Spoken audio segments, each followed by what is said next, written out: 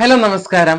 ഞാൻ ഇന്ന് പാലക്കാടാണ് കേട്ടോ. അജീഷ് ടോക്സിന്റെ മറ്റൊരു വീഡിയോയിലോട്ട് നിങ്ങൾക്ക് എല്ലാവർക്കും സ്വാഗതം. ഇന്ന് ഞാൻ പരിചയപ്പെടുത്താൻ വേണ്ടി പോകുന്നത് ജന്മനാ കാഴ്ച പരിമിതി നേരിടുന്ന ഒരു കലാകാരിയാണ്.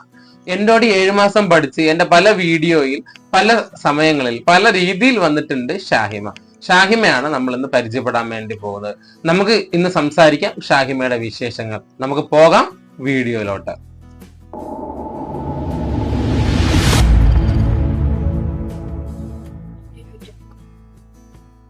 ഞാൻ പറഞ്ഞ കലാകാരി എന്റെ ഇടതു സൈഡിലിരിക്കുന്ന ഷാഹിമയാണ് കേട്ടോ. ഹായ് ഷാഹിമ.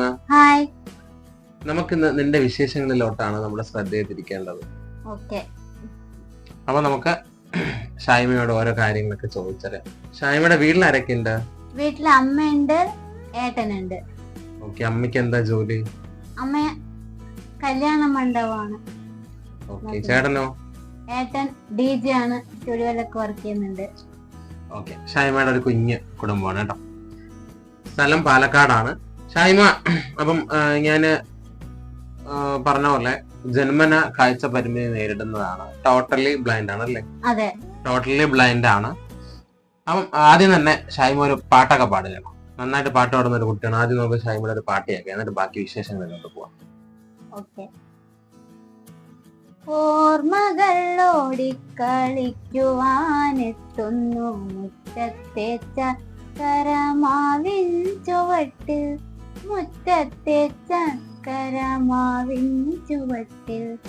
ഓർമ്മകൾ ഓടിക്കളിക്കുവാനെത്തുന്നു മുറ്റത്തെ ചക്കരമാവിൻ ചുവട്ടിൽ, മുറ്റത്തെ ചക്കരമാവിൻ ചുവട്ടിൽ. മനോഹരമായ പാട്ടായിരുന്നു. ഷാഹിമ എവിടെയാണ് ആദ്യം ഒക്കെ പഠിച്ചതൊക്കെ? എങ്ങനെയാണ് ആദ്യം പഠിച്ച സ്കൂൾ എവിടെയാ? ഞാൻ ആദ്യം പഠിച്ച school Palakkad GLP school, mixed സ്കൂളായിരുന്നു. സ്പെഷ്യൽ സ്കൂളാണോ? അല്ല, നോർമൽ സ്കൂളിലാണ് പഠിച്ചത്. എത്രാം ക്ലാസ് വരെ നോർമൽ സ്കൂളിൽ പഠിച്ചേ? 5ാം ക്ലാസ് വരെ നോർമൽ സ്കൂളായിരുന്നു. അത് കഴിഞ്ഞിട്ട് പിന്നെയാണ് ഞാൻ ബ്ലൈൻഡ് സ്കൂളിൽ പഠിക്കാൻ തുടങ്ങിയത്. അതെവിടെയാ പഠിച്ചേ? അത് 6 മുതൽ 10 വരെ തൃശ്ശൂർ JMJ ഹോസ്റ്റൽ. തൃശ്ശൂരാണ് പഠിച്ചല്ലേ?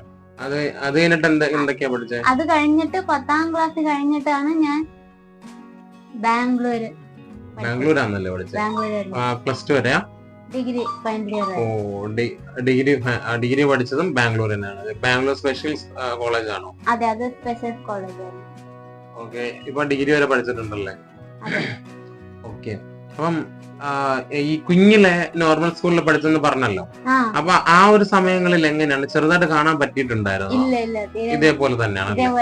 അപ്പൊ നോർമൽ സ്കൂളിൽ പോയപ്പോ എന്തൊക്കെയാ പഠിച്ചേ? എങ്ങനെ പഠിക്കാൻ കഴിഞ്ഞിട്ടുണ്ടോ?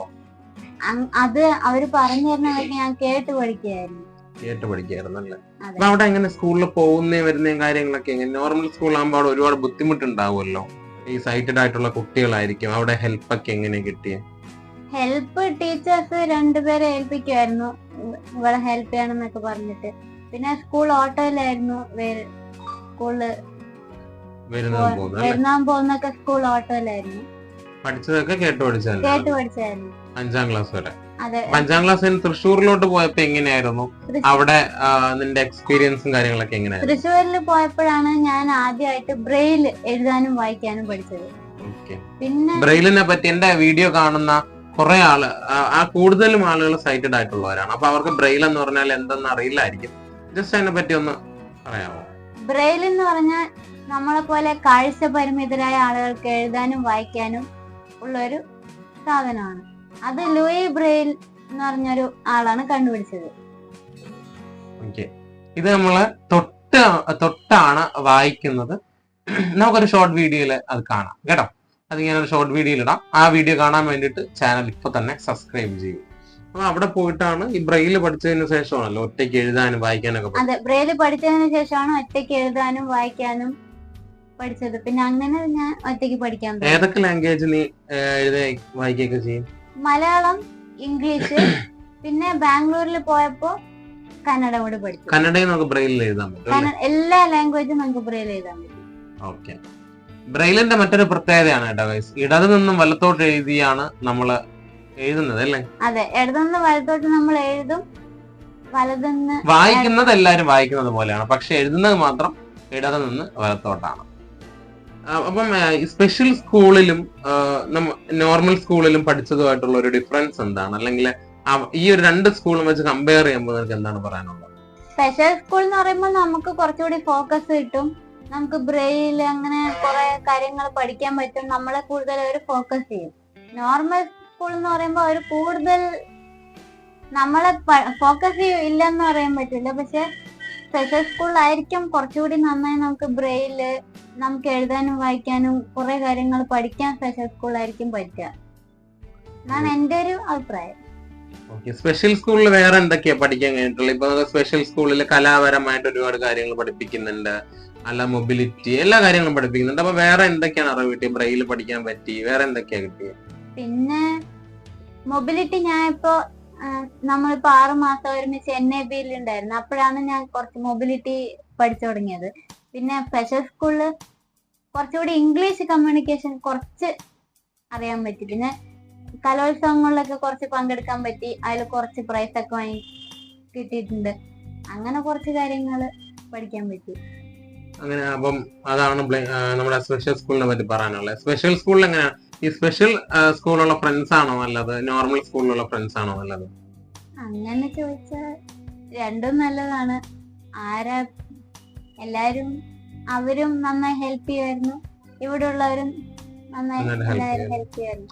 ഓക്കെ, അപ്പം ഇത് കഴിഞ്ഞിട്ട് ബാംഗ്ലൂരിലോട്ട് പോയത് എങ്ങനെയായിരുന്നു? നിന്റെ ഇഷ്ടപ്രകാരമാണോ? അല്ല, അത് എനിക്ക് കേരളത്തിൽ എവിടെയെങ്കിലും പഠിക്കണം എന്നായിരുന്നു ആഗ്രഹം. പക്ഷെ യൂട്യൂബിൽ കുറെ സ്കൂളുകളൊക്കെ നോക്കിയപ്പോ അമ്മയ്ക്ക് പെട്ടെന്ന് കണ്ടപ്പോ ബാംഗ്ലൂരില് ആ സ്കൂൾ ഇഷ്ടപ്പെട്ടു.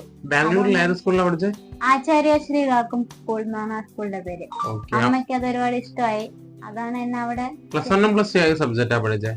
പ്ലസ് 1 പ്ലസ് 2 അവിടെ എങ്ങനെയാ, കന്നഡ, ഇംഗ്ലീഷ്. അവിടെ ലാംഗ്വേജ് ആണോ? അല്ല, ലാംഗ്വേജും പ്ലസ് സബ്ജക്റ്റും ഉണ്ടാവും. സബ്ജക്ട് ഏതാ?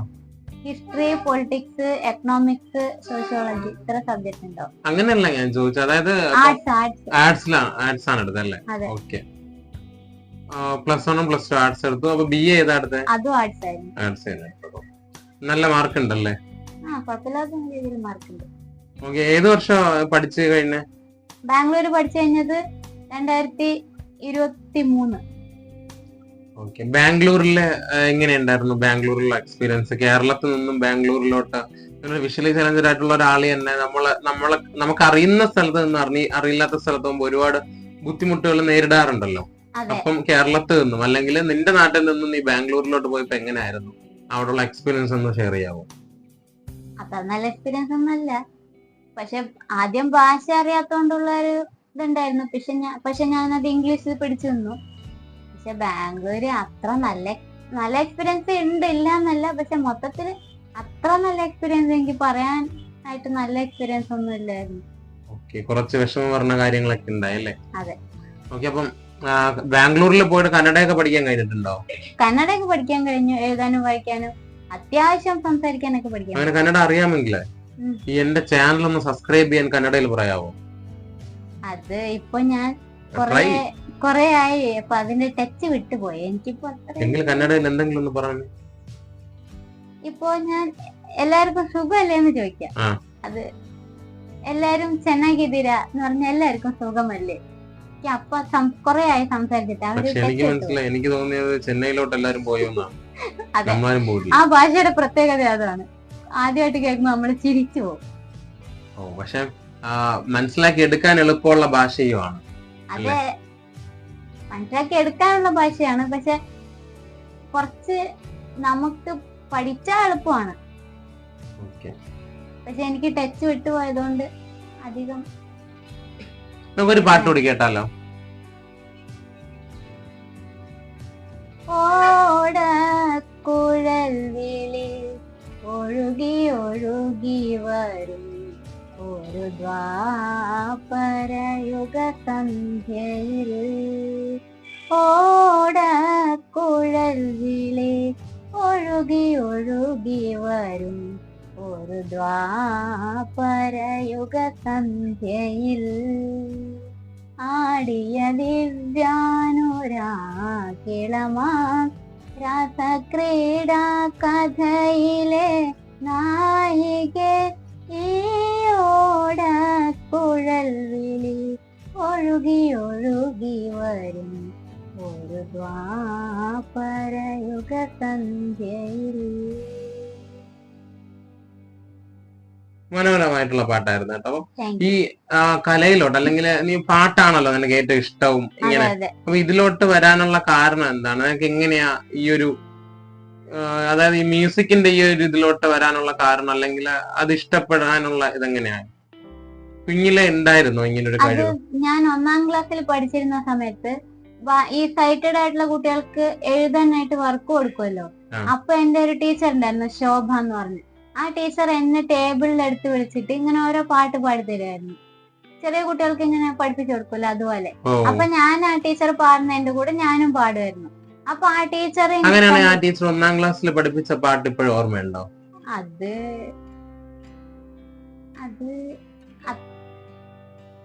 ഇല്ല, അത്ര ഓർമ്മയില്ല.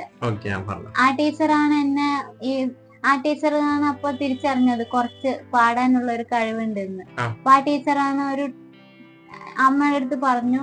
പിന്നെ തൊട്ടടുത്തുള്ള ഒരു പാട്ട് ടീച്ചറിനെ സജസ്റ്റ് ചെയ്തു, ഇവരുടെ കൂടെ അടുത്ത് പോയി പഠിച്ചാൽ കുറച്ച് നന്നായിരിക്കും എന്ന് പറഞ്ഞു. പിന്നെ അവരുടെ കൂടെ പോയി കുറച്ച് ഒരു 2-3 മാസം പഠിക്കാൻ പറ്റി. പിന്നെ അത് കഴിഞ്ഞ് ചില കാരണങ്ങൾ കൊണ്ട് പോകാൻ പറ്റിയില്ല. കർണാട്ടിക് മ്യൂസിക് ആണോ പഠിച്ചത്? ക്ലാസിക്കല.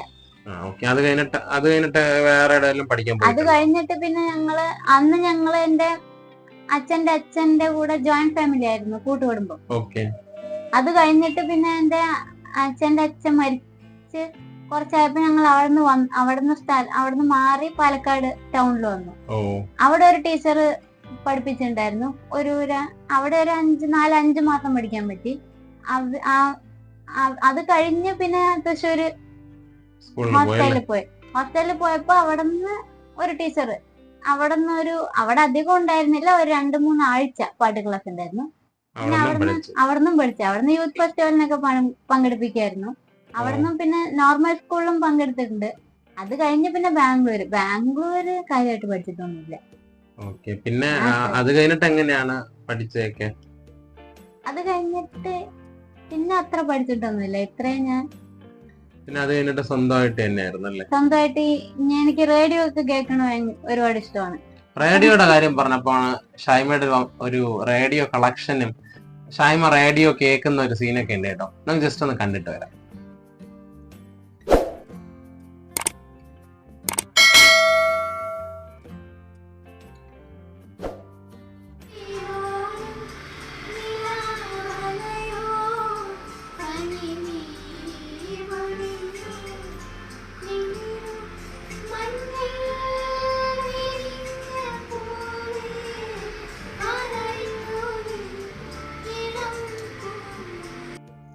ഇതാണ് എന്റെ റേഡിയോ കളക്ഷൻ.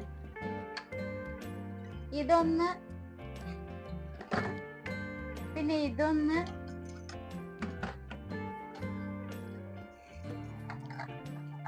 പിന്നെ ഒന്ന് ഇത്.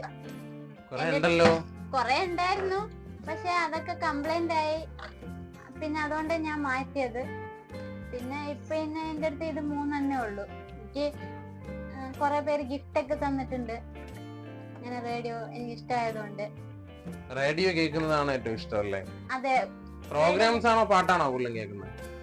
ഞാൻ പ്രോഗ്രാംസും കേൾക്കും, പാട്ടും കേൾക്കും. കൂടുതൽ പാട്ടാണ് കേൾക്കാറ്. ഞാൻ റേഡിയോയിലാണ് പാട്ടുകളൊക്കെ അധികം കേൾക്കാറ്. പക്ഷെ ഇപ്പോ ഈ ഇടയ്ക്കായിട്ട് കുറച്ച് എന്റെ ഫ്രണ്ട്സ് സോങ് സ്ക്വാഡ് എന്ന് പറഞ്ഞൊരു ഗ്രൂപ്പ് ക്രിയേറ്റ് ചെയ്തിട്ടുണ്ട്. അതിന്റെ കൂടെയാണ് കുറെ ആയിട്ട് പാട്ടുകൾ കേൾക്കുന്നത്. സോങ് സ്ക്വാഡിനെ പറ്റി ജസ്റ്റ് ഞാൻ ഒന്ന് പറയാം കേട്ടോ. കാഴ്ച പരിമിതിയുള്ള സുഹൃത്തുക്കൾ തുടങ്ങിയ ഒരു ഗ്രൂപ്പാണ് സോങ് സ്ക്വാഡ് എന്ന്. വാട്സപ്പിലാണ്. ഈ ഒരു ഗ്രൂപ്പിൽ പാട്ടുകൾ മാത്രമാണ് കിട്ടുന്നത്. അപ്പം ഈ ഗ്രൂപ്പിൽ നിങ്ങൾക്കും ഒരു മെമ്പർ ആവാനുള്ള അവസരമുണ്ട്. നിങ്ങളുടെ കയ്യിലുള്ള പാട്ടുകൾ നിങ്ങൾക്ക് ഷെയർ ചെയ്യാം. അതിൽ വരുന്ന പാട്ടുകൾ കേൾക്കാം, ആസ്വദിക്കാം. നിങ്ങൾക്ക് പാടാൻ കഴിവുണ്ടെങ്കിൽ പാടാം. വേറെ ഉള്ള ആളുകൾ പാടുന്നത് നിങ്ങൾക്ക് കേൾക്കാം. അങ്ങനെ പാട്ടുമായിട്ട് ബന്ധപ്പെട്ട് ഉള്ള എല്ലാ മെസ്സേജസും ഗ്രൂപ്പിൽ ഉണ്ടാവും. ഏകദേശം 150ഓളം ഉള്ള ഗ്രൂപ്പിൽ നിങ്ങൾക്ക് ഇനിയും ഒരു മെമ്പർ ആവാനുള്ള അവസരമുണ്ട്. താല്പര്യം ഉണ്ടെങ്കിൽ ഗ്രൂപ്പിന്റെ ലിങ്ക് ഡിസ്ക്രിപ്ഷനിലുണ്ട്. ക്ലിക്ക് ചെയ്യുക, ജോയിൻ ചെയ്യുക. അപ്പൊ ഇങ്ങനെയാണ് കാര്യങ്ങളൊക്കെ അല്ലേ? പാട്ട് കേട്ട് പഠിക്കുന്നതും എല്ലാം നമ്മൾ കണ്ടു. ഊഞ്ഞാലിരുന്നാണ് കൂടുതലും പാട്ട് പഠിക്കുന്നത് അല്ലേ? അങ്ങനെയാണെങ്കിൽ ചാഞ്ചാടി ആടി എന്നുള്ള പാട്ട് പാടാൻ പറ്റുമോ? ഓക്കെ, പാടല്ലോ. ചാഞ്ചാടിയാടി ഉറങ്ങി ചരിഞ്ഞാടിയാടി ഉറങ്ങി ആകാശത്തു ഞാലാട് കാണാക്കിന കണ്ടുറങ്ങി ചാഞ്ചാടിയാടി ഉറങ്ങുനി ചരിഞ്ഞാടിയാടി ഉറങ്ങുനി ആകാശത്തു ഞാലാടും കാണാക്കിന കണ്ടുറങ്ങുനി. നന്നായിട്ടുണ്ട്. അപ്പൊ ഈ പാട്ടുകളില് നമുക്ക് എല്ലാവർക്കും ഇഷ്ടപ്പെട്ട ഒരു പാട്ടുകാരൻ അല്ലെങ്കിൽ ഒരു പാട്ടുകാരൻ അങ്ങനെയൊക്കെ ഉണ്ടാവുമല്ലോ. അങ്ങനെയാണെങ്കിൽ ആരെയാണ് ഏറ്റവും ഇഷ്ടം? എനിക്ക് ഏറ്റവും ഇഷ്ടം സുജാതയുടെ പാട്ട്. സുജാതയുടെ പാട്ടാണ് ഇഷ്ടമല്ല. ആ പാട്ടുകളിൽ ഏറ്റവും ഇഷ്ടമുള്ള പാട്ട് ഏതാ? എനിക്ക് സുജാതയുടെ ഏറ്റവും ഇഷ്ടമുള്ളത് വരമഞ്ഞളാടിയ ആ പാട്ടാണ്. ആ ഒരു പാട്ടോട് കേൾക്കാം. വരമഞ്ഞളാടിയ രാവിന്റെ മാറിൽ ഒരു മഞ്ഞു തുള്ളി ഉറങ്ങി നേരമെന്തിനോ തേങ്ങി നിലാവിൻ വിരഹമെന്നാലും മയങ്ങി പുലരി തൻ ചുംബന കുങ്കുമമല്ലേ മൃദുനന്ദിനിയാക്കി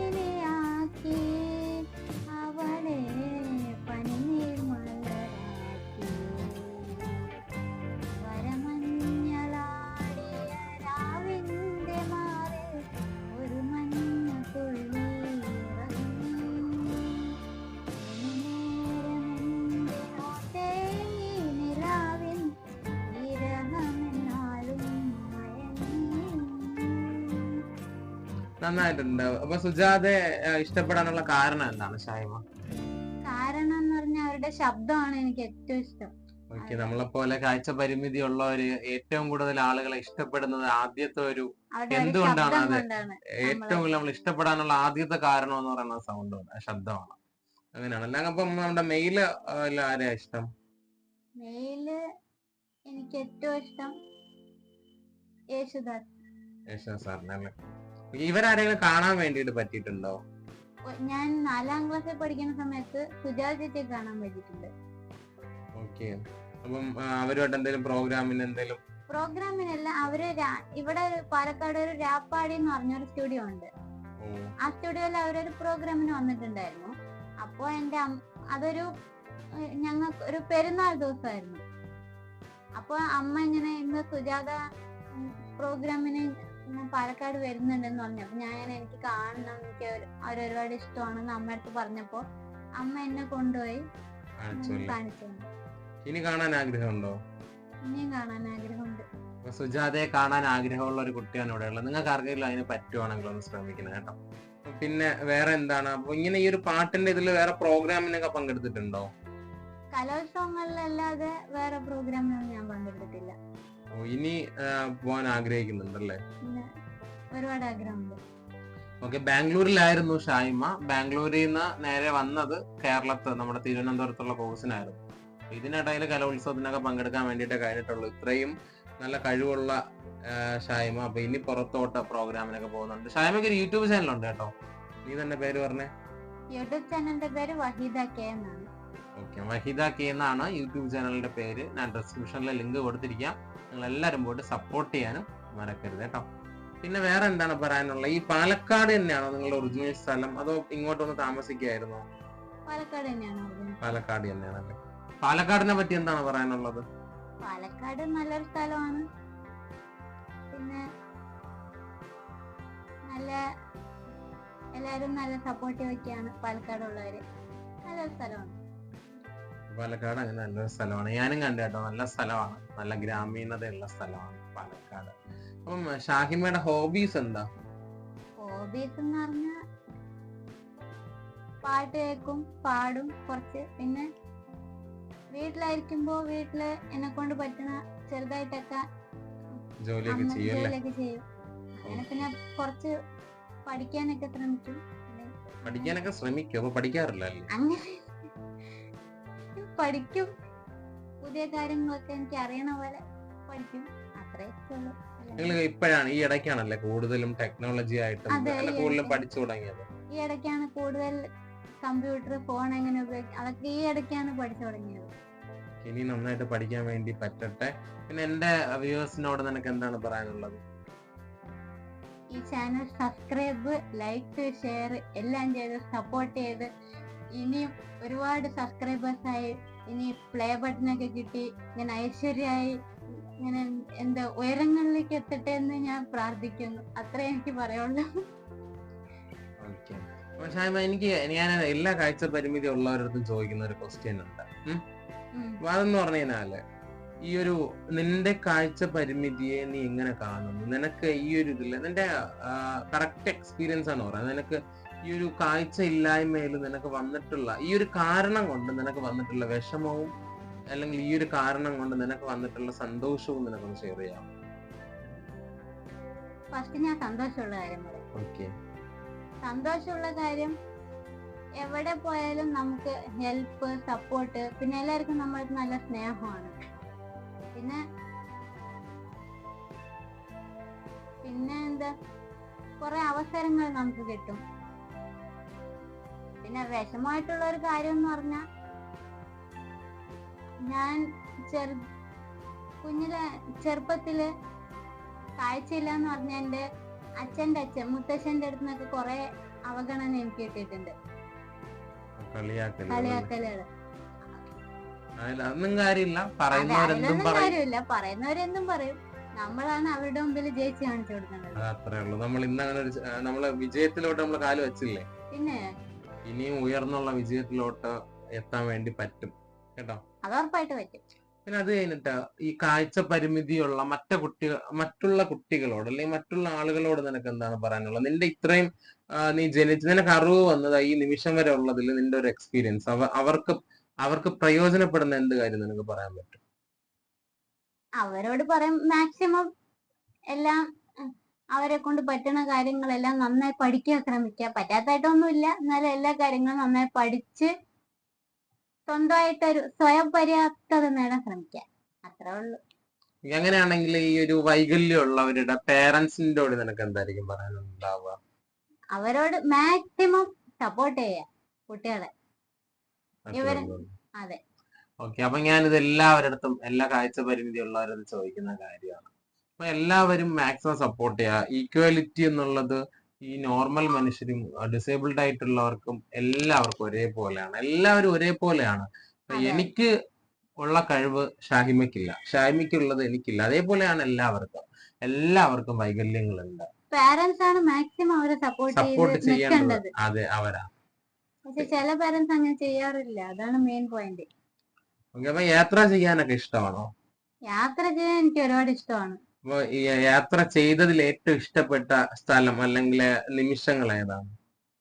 അങ്ങനെ ചോദിച്ച, ഈ ഇടയ്ക്ക് നമ്മൾ പോയ മ്യൂസിയം, തിരുവനന്തപുരത്ത് വെച്ച് നമ്മൾ പോയത്, പിന്നെ തൃശ്ശൂര് നമ്മൾ ഇന്നലെ പോയത്. അങ്ങനെ രവിയുടെ ഇന്റർവ്യൂ എടുക്കാൻ പോയപ്പോ എന്റെ കൂടി ഷായ്മ ഉണ്ടായിരുന്നു. രവിയുടെ ഇന്റർവ്യൂ കാണാൻ വേണ്ടി ഡിസ്ക്രിപ്ഷനിൽ നോക്കിയാൽ മതി, അവിടെ ലിങ്ക് ഉണ്ടാവും. ഇതൊക്കെയാണ് ഇഷ്ടപ്പെട്ടത്. ഏറ്റവും കൂടുതൽ യാത്ര നമ്മളോടെയാണോ കൊല്ലം ചെയ്ത്? ഇങ്ങനെ അതായത് നോർമൽ യാത്രയല്ല, ഇങ്ങനെ സ്ഥലം കാണാൻ പോയതൊക്കെ? അതെ, അത് ഞാൻ ഫ്രണ്ട്സിന്റെ കൂടെ ഒക്കെ ഇങ്ങനെ ആദ്യമായിട്ടാണ്, ഇവിടെ വന്നതിന് ശേഷമാണ് ഞാൻ ആദ്യമായിട്ടാണ് ഇങ്ങനെ. ഈ ഫ്രണ്ട്സിൽ ഏറ്റവും ഇഷ്ടപ്പെട്ട ആളാരാ? അതിപ്പോ കുഴപ്പിക്കുന്ന ചോദ്യം ചോദിക്കരുത്. പറഞ്ഞോ. എല്ലാരും ഇഷ്ടമാണ്. അങ്ങനെ പറഞ്ഞാൽ പറ്റില്ല, ഒരാളെ പറയണം. അങ്ങനെ ചോദിക്കരുത്. അത് എനിക്ക് എല്ലാരും ഒരുപോലെയാണ്. എനിക്കിപ്പോ പ്രത്യേകിച്ച് ഇപ്പൊ ചോദിച്ചാ വേറെ ഒന്നും കൊണ്ടല്ല, നമ്മുടെ ക്യാമറമാൻ അഞ്ജലി ഫ്രണ്ടിൽ ഇരിപ്പുണ്ട്. അപ്പൊ അഞ്ജലിയും ഇവളുടെ ഫ്രണ്ടാണ്. പിന്നെ ഫ്രണ്ടിനേക്കാൾ ഉപരിയാണ് ഞാനെന്നാണ് വിശ്വാസം. അഞ്ജലി ഇരിക്കുന്നത് കൊണ്ട് പറയാനൊരു മടി. ഫ്രണ്ടിനേക്കാൾ ഉപരിയാണ്, അതിനേക്കാൾ എനിക്ക് ഇത്രയും സപ്പോർട്ടായിട്ട് പിന്നെ വേറെ ഒരാളെന്റെ ജീവിതത്തിൽ കിട്ടിയിട്ടില്ല. ഞാനത് എല്ലാവരുടെ അടുത്തും പറയുന്നതാണ്. ഇനി എനിക്ക് ഇതേപോലെ അല്ല എനിക്ക് പറയാൻ വാക്കുകൾ കിട്ടാത്തതുകൊണ്ട് ഇപ്പൊ തൽക്കാലം ഞാൻ ഒന്നും പറയുന്നില്ല. വാക്കുകൾ കിട്ടുന്നില്ല, ഗൂഗിളിൽ സെർച്ച് ചെയ്യും, പറയണ്ട വാക്കുകൾ എന്ന് പറഞ്ഞു. ഞാൻ സെർച്ച് ചെയ്തിട്ട് പറയാം. നമ്മുടെ ഇതിനടുത്ത് ഞാൻ അല്ലെങ്കിൽ എന്റെ വീഡിയോയിൽ വരുന്ന എല്ലാവരും ചോദിക്കുന്ന ഒരു കാര്യമാണ്, എന്നെ പറ്റി എന്താണ് നിന്റെ അഭിപ്രായം, അല്ലെങ്കിൽ എന്നെ പറ്റി എന്താ പറയാനുള്ളത്? തമാശയായിട്ടല്ല, കാര്യമായിട്ട് ചോദിച്ചു. ശരി, തമാശ അതല്ല, പറയാനുള്ളത് എന്താന്ന് പറഞ്ഞാ നല്ല നല്ല എന്തെന്നാ സൂപ്പറാണ് എല്ലാ കാര്യത്തിലും. നല്ല എനിക്ക് എന്റെ കാര്യം ഇപ്പൊ ഞാൻ എന്റെ ഒരു ഇതിൽ പറയുകയാണെങ്കിൽ, എനിക്ക് ഇത്രയും നല്ലൊരു എന്റെ ഒരു ഫ്രണ്ട് ആയിട്ട് തന്നെ ഇത്രയും നല്ലൊരു ഫ്രണ്ടിനെ എനിക്ക് ഇതുവരെ എന്റെ ഒരു ലൈഫ് എക്സ്പീരിയൻസ് വെച്ച് പറയുകയാണെങ്കിൽ ഇതുവരെ കിട്ടിയിട്ടില്ല എന്ന് തന്നെ പറയേണ്ടി വരും. പിന്നെ എനിക്ക് ഇന്ന് ഇപ്പൊ ഇത്രയും ദിവസം എന്റെ വീട്ടിലായിരുന്നു. ഇപ്പൊ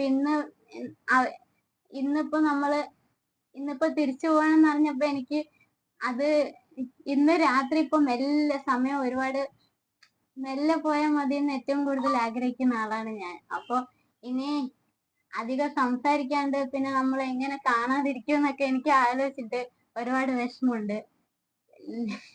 വേറെന്താ, പിന്നെ എനിക്ക് ഇത്രയും നല്ല സപ്പോർട്ടായിട്ട് ഇത്രയും നല്ലൊരു ഫ്രണ്ടിന് എന്റെ ലൈഫിൽ ഇതുവരെ ആദ്യമായിട്ടാണ്. ഇനി അങ്ങനെ തന്നെ ഉണ്ടാവണം എന്നാണ് എന്റെ ഒരു ആഗ്രഹം. ഞാൻ എന്നും ഒരേപോലെ തന്നെ ഉണ്ടാവും. എന്നെ കൊണ്ട് പറ്റുന്ന രീതിയിലുള്ള സപ്പോർട്ടും എല്ലാം എന്റെ സൈഡിൽ നിന്ന് ഉണ്ടാവും. Thank you. പിന്നെ അത് കഴിഞ്ഞിട്ട് എന്നില് ഇഷ്ടപ്പെട്ട ഒരു കാര്യം പറയാൻ പറ്റും? എന്നിൽ ഇഷ്ടപ്പെട്ടതും ഇഷ്ടപ്പെടാത്തതും ആയിട്ടുള്ള ഒരു കാര്യം? ഇഷ്ടപ്പെടാത്തതായിട്ട് പറയാൻ പ്രത്യേകിച്ച് എനിക്ക് ഒന്നുമില്ല. ഇഷ്ടപ്പെട്ടതായിട്ട് പറയാനാണെങ്കിൽ കൂടുതലുണ്ടാവും, പറഞ്ഞാൽ തീരുമില്ല. ഇഷ്ടപ്പെട്ട ഒരു കാര്യം പറയുകയാണെങ്കിൽ, ഇപ്പൊ എന്നോടുള്ള ഏറ്റവും ഒരുപാട് സ്നേഹമാണ് എനിക്ക് ഒരുപാട് ഇഷ്ടപ്പെട്ട ഒരു കാര്യം പറയുകയാണെങ്കിൽ. പിന്നെ നല്ലൊരു കെയറിങ്ങും, അതിന് എത്രയായാലും മറക്കാൻ പറ്റില്ല അത്. അപ്പം ഇതൊക്കെയാണ് ഷായ്മയുടെ വിശേഷങ്ങള്. നമുക്കിനി ഒരു പാട്ടോട് കൂടാനുള്ള വീഡിയോ അവസാനിപ്പിച്ചാലോ? ഓക്കെ. അപ്പൊ എല്ലാവർക്കും വേണ്ടിട്ട് ഒരു പാട്ട് പാടി.